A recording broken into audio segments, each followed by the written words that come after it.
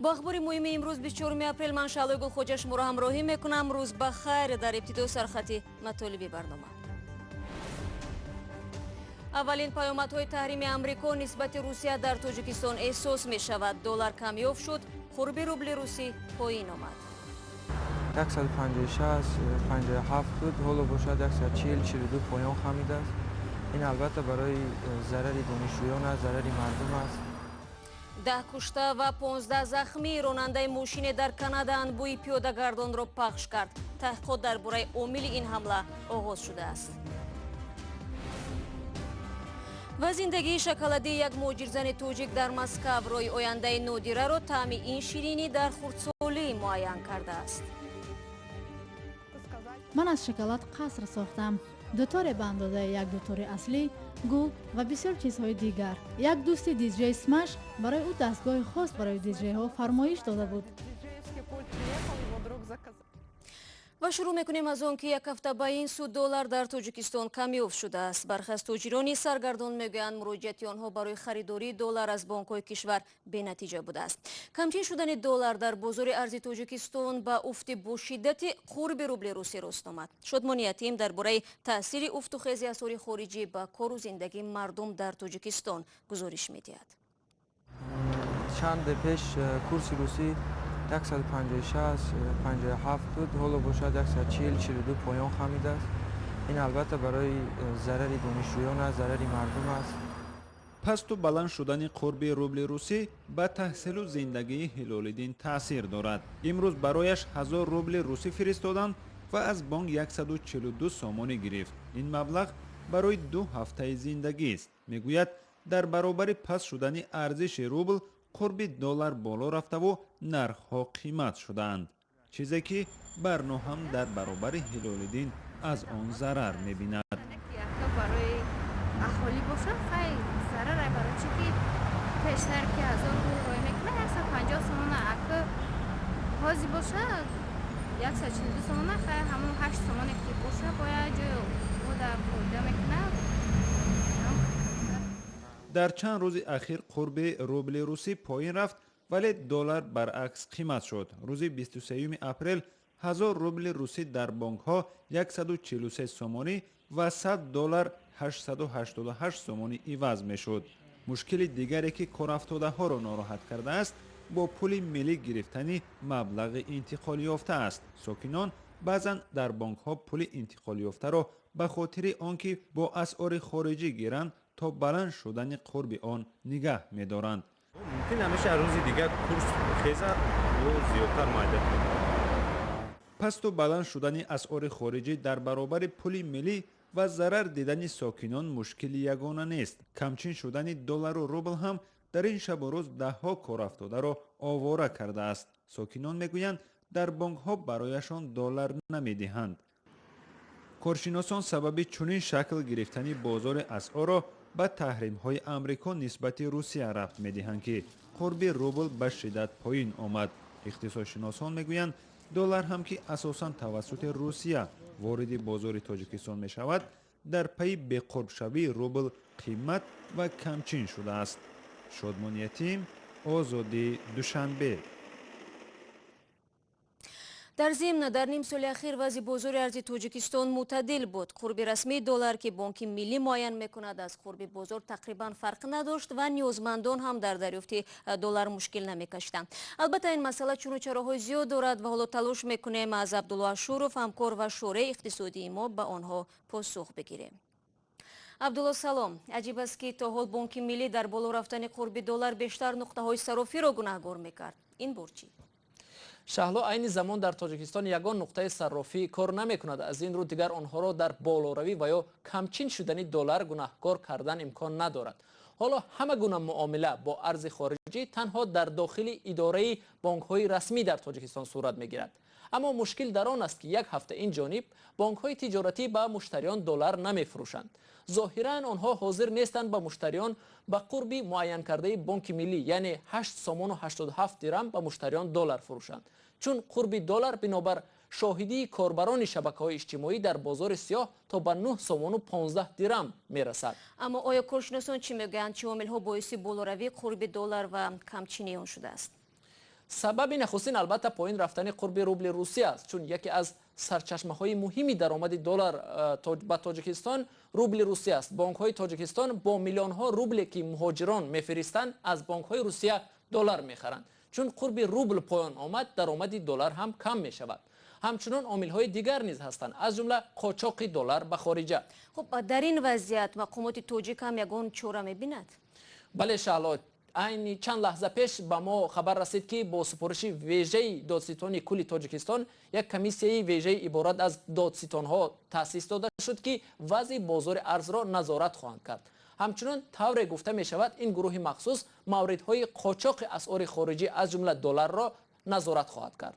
سپاس عبدالله. بیننده عزیز، تفصیلات بیشتر این موضوع را شما میتوانید در سامانه ما www.azadi.org پیدا کنید. مقامات کانادا میگویند راننده یک ماشین خرد بارکشی را دستگیر کردند که در شهر تورنتو 10 نفر را کشت و 15 تن دیگر را مجروح کرد. حادثه روز 23 اپریل رخ داد. راننده که سببهای عمل کردش حالا معلوم نیست، با ماشینش در راه پیاده‌گرد بیشتر از 1 کیلومتر حرکت کرد و سپس بازداشت شد. طاهر سفر گزارش می‌دهد. ساعتی خوراک نصف روزی در تورنتو به ساعتی تلخ تبدیل شد. در این وقت یک راننده ماشین سفیدش را بر روی رهگذران راند، 10 نفر را کشت، 15 تن دیگر را مجروح کرد. راننده را بازداشت کردیم. درباره حادثه نصف روزی امروز بازپرسی شد. من همچنین به خویشاوندان قربانیان و آسیب دیدگان این حادثه فاجعه بار اظهار تسلیت میکنم. پلیس میگوید متهم الکمیناسیون نام دارد و 25 ساله است. با گفته شاهدان ظاهرا راننده برقصدانه ماشین را بر روی رهگذران میراند و همین گونه بیشتر از 1 کیلومتر حرکت کرده است. یکی از این شاهدان استیو کورتسی میگوید زیر چرخ ماندن یک رهگذر را دید. ماشینش را به پیش راند و به راه پیاده‌گرد دیگری در نزدیکی بینای دیگر رفت و آدمان دیگر را زد و رفتن گرفت. حادثه در زمانی رخ داد که وزیران کشورهای عضو گروه هفتگانه از جمله امریکا، کانادا، بریتانیا 20 کیلومتر دورتر از جای حادثه در مرکز تورنتو ملاقات داشتند. منابع امنیتی امریکا گفتند فرضیه اصلی آنها تروریسم است. رو می‌ریم با موضوع دیگر جهانی. بعد تقریباً 2 هفته اعتراض‌های گسترده در ارمنستان، روز گذشته نخست وزیر این کشور سرژ سارکسیان کرسی را خالی کرد. مخالفان از آن ناراضی بودند که سارکسیان بعد 10 سال پرزیدنتی وظیفه رهبری حکومت را صاحب شد. روز یکشنبه 22 اپریل از 35 تا 100 هزار نفر به میدان جمهوری یریوان برآمدند که یکی از بزرگترین اعتراض‌ها در تاریخ معاصر ارمنستان بود. ادامه موضوع از سجیده میرزا. بعد پخش خبری استعفای نخست وزیر سرژ سارکسیان، تظاهرگران ارمنستان را شادی و سرور فرا گرفت. مردم یکدیگر را به این پیروزی تبریک می کردند. نخست وزیر استعفایش را در 11مین روز تظاهرات مردمی اعلان کرد. سارکسیان روز گذشته در سامانه‌اش نوشت که او ناحق بود و گفت می توانست از شیوه‌های دیگری حل تظاهرات استفاده کند، اما این کار را نکرد. تظاهرگران سارکسیان را به غصب قدرت در ارمنستان متهم کردند و طلب داشتند که او عاجلاً از مقام استعفا دهد. سرژ سارکسیان بعد 12 ساله پرزیدنتی 1 هفته پیش در پارلمان نخست وزیر ارمنستان انتخاب شد. اعلان استعفای سارکسیان به دنبال از بازداشت رها شدن رهبر جناح مخالفین در پارلمان نیکول پاشینیان پخش شد. پاشینیان بعد رهایی از بازداشت به تظاهرگران پیوست. او روز 22 اپریل با سرژ سارکسیان ملاقات کرد و مسئله استعفای عاجل نخست وزیر را در میان گذاشت. سارکسیان ملاقات را ترک کرد. پاشینیان شام 23 اپریل در مراجعت به 10,000 مردم در میدان مرکزی یریوان گفت: انقلاب مخملین و آسایشته مردمی ما نباید خاتمه یابد، فقط به نیمش رسیدند و باید تا آخر بروند و من امیدوارم همه شما به پیروزی نهایی می رسید. از این لحظه در جمهوری ارمنستان فضای آزادی، برادری، قانونمندی، برابری و وحدت ملی حکم فرما می شود.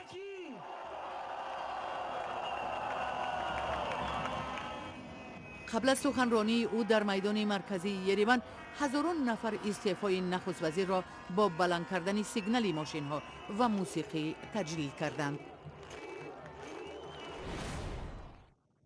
бармегардем ба тоҷикистон. дар тоҷикистон феълан аз ҳама маоши баландтаринро кормандони бахши молиёт мегирифтанд ки ҳудуди $350 будааст. дар ин бора умури расмии имсола далолат мекунад ки дар он маоши ҳадди аққал дар кишвар ҳудуди $163 нишон дода шудааст. зимнан ин маблағ нисбат ба соли гузашта 19% бештар арзёбӣ мешавад. аммо чун солҳои пеш боз ҳам музди кори пасттарин насиби кишоварзон аст ки ҳамагӣ $60.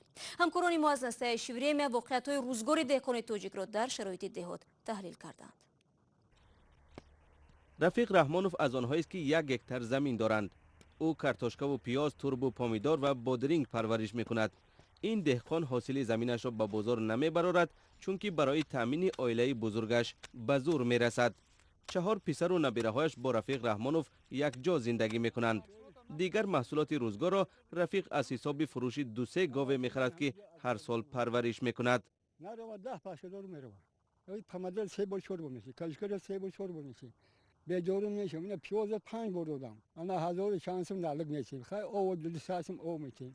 иш қилиб ки фоидаи бадам намеёрен, заларам намекашем. сабзбаҳор дар замини иҷора кор мекунад. сабзбаҳор мегӯяд тақрибан дар ҳама ҷо барояшон дастмузди баробар медиҳанд, каме бештар аз $2 дар як рӯз. ӯ зиндагии худу фарзандонашро аз ҳисоби пуле пеш мебарад ки шавҳараш аз муҳоҷират мефиристад. ба гуфтаи сабзбаҳор ҳарчанд музди ночиз мегирад, вале аз ин кораш даст кашиданӣ нест. як собуне аз шакара қанда мераса ӯ ба пушо кулибосида мераса. ягон собуне қанда шакара хай ягон чи ёрдам да хунаму мешава мардакуму кор менад намераса. хай мо иқаи меҷими намераса ин пула ба чӣ мераса? рӯз то бегара меҷими 3-4 рӯз ҳаво киши 60 сум 70 сум 80 сум кор мени чӣ мешава? ӯ ялинча ордун намешава. тақрибан 75% аҳолии тоҷикистон дар деҳот ба сар мебаранд. бисёре аз мардони қобили кор дар русия муҳоҷиранд, чунки бо кишоварзӣ оилаи худро таъмин кардан наметавонанд. дар заминҳо асосан занону кӯдакон ва пирон кор мекунанд. тибқи омори расмӣ онҳо моҳе ба ҳисоби миёна $60 маош мегиранд. мақомот ин маблағро барои сокинони деҳот кофӣ медонанд, чун ба гуфтаи онҳо аксари мардум дар ин баробар чорво ва боғҳои назди ҳавлегӣ доранд. таҳлилгарон ба ин ақида розӣ нестанд.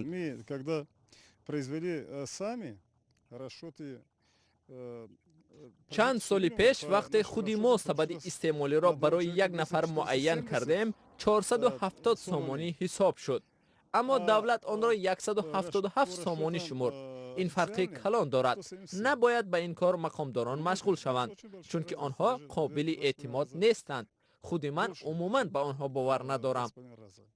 Поэтому не надо, чтобы вот этим делом занимались только чиновники. Потому что чиновникам верить нельзя. таҳлилгарон мегӯянд беҳтар кардани шароити зиндагӣ дар деҳот чанд роҳ дорад. таҳияи барномаи махсуси давлатии қарзи бефоиз барои харидории нуриҳо, таъсиси маҷмӯъаҳои бузурги агротехникӣ ва ташкили ҷойҳои нави корӣ. ба назари онҳо маблағ барои ин корҳоро метавон аз ҳисоби тақсими дурусти молиёти давлат ба иҷро расонд.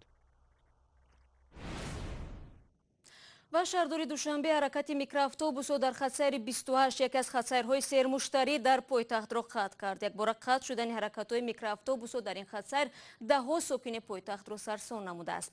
қурбон холов, як масъули ниҳоди танзимкунандаи бахши нақлиёт дар душанбе ба радиозодӣ гуфт, минбаъд микроавтобусҳо ҳаққи фаъолият дар хатсайри 28ро надоранд. бар ивази онҳо ҳудуди 30 автобусро сафарбар карданд. ин дар ҳолест ки қаблан дар ин хатсайр бештар аз 120 адад микроавтобус ё стариксо фаъолият мекарданд. бо қатъи фаъолияти ин хатсайр ҳамакнун ин ронандагон аз кори худ маҳрум шуданд. шаҳрдорӣ мегӯяд талош мекунад онҳоро дар дигар ҷой бо кор таъмин кунад. ва бо ҳамин хабар барномаи имрӯзро ба анҷом мерасонем ва барномаи моро фардо интизор бошед. гузориши ваъдагии моро мо фардо барои шумо тақдим хоҳем кард. то барномаи фардо, худо нигаҳдор.